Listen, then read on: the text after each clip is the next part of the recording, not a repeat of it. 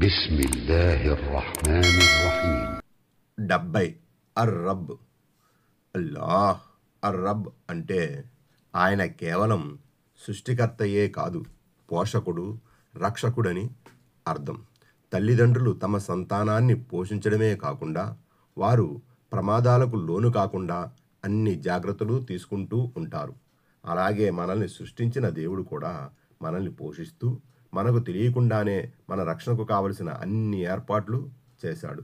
ప్రతి దశలో అంటే మన బాల్యంలో, యవ్వనములో, వృద్ధాప్యంలో ఎప్పుడు ఏది అవసరమో ఆ సదుపాయాన్ని మనకు సమకూరుస్తూనే ఉన్నాడు.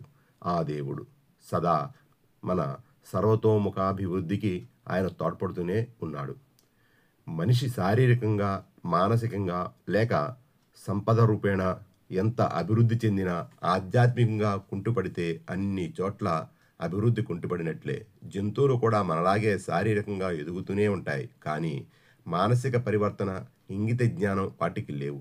ఆధ్యాత్మిక చింతన ఉంటేనే మనిషి దైవాన్ని ఇంకా ఆయన గొప్పతనాన్ని గుర్తించగలుగుతాడు. ఈ లోకంలో ఎంతమంది మనుషులు పుట్టి గిట్టారో, ఇంకా ప్రళయం వరకు ఎన్ని కోట్ల మంది పుడతారో ఆ ఒక్క దైవానికే తెలుసు. ఒక్క మనుషులే కాదు, నేలపై, నింగిపై, నీటిలో, ఇంకా మనిషి జ్ఞానపరిధికి అందని అనేక స్థానాల్లో, స్థావరాల్లో అగణిత జీవరాశులున్నాయి. వీటన్నిటినీ పుట్టించి పోషిస్తూ నిత్యం వాటి రక్షణకు తగిన జాగ్రత్తలు తీసుకుంటున్న ఆ పరమోన్నత ప్రభు ఎంత గొప్పవాడు. మన ఇంటికి ఒక్కరోజు ఒక అతిథి వస్తేనే బరాయించలేం, కానీ అనుక్షణం ఇన్ని కోట్లాను కోట్ల జీవరాశులకు ఆహారాన్ని ప్రసాదిస్తున్నాడు ఆ దేవుడు.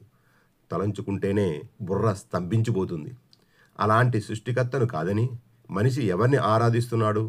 తనకంటే హీనమైన, నీచమైన జీవ నిర్జీవాలాన్ని పట్టి పూజిస్తున్నాడు. ఎంత దిగజారిపోయాడు మానవుడు. మానవుడు మార్గం తప్పినప్పుడల్లా అతన్ని సరైన మార్గాన నడపడానికి అనేక మంది ప్రవక్తల్ని పంపుతూ వచ్చాడు దేవుడు. ఆ పరంపరలోని చిట్ట చివరి ప్రవక్తే ముహమ్మద్ సల్లల్లాహు అలైహి వసల్లం. ప్రళయం వరకు మరో ప్రవక్త రాడు, మరో ఆకాశ గ్రంథము రాదు. కాబట్టి మానవాళి మొత్తానికి మహాప్రవక్త ముహమ్మద్ సల్లల్లాహు అలైహిస్సలాం ఆదర్శనీయులు. ఆయన సల్లల్లాహు అలైహిస్సలాం ఆచరించి చూపిన బాటే అందరికీ అన్ని చోట్ల శరణ్యం. అల్లాహ్ మాత్రమే స్తుతింపదగినవాడు.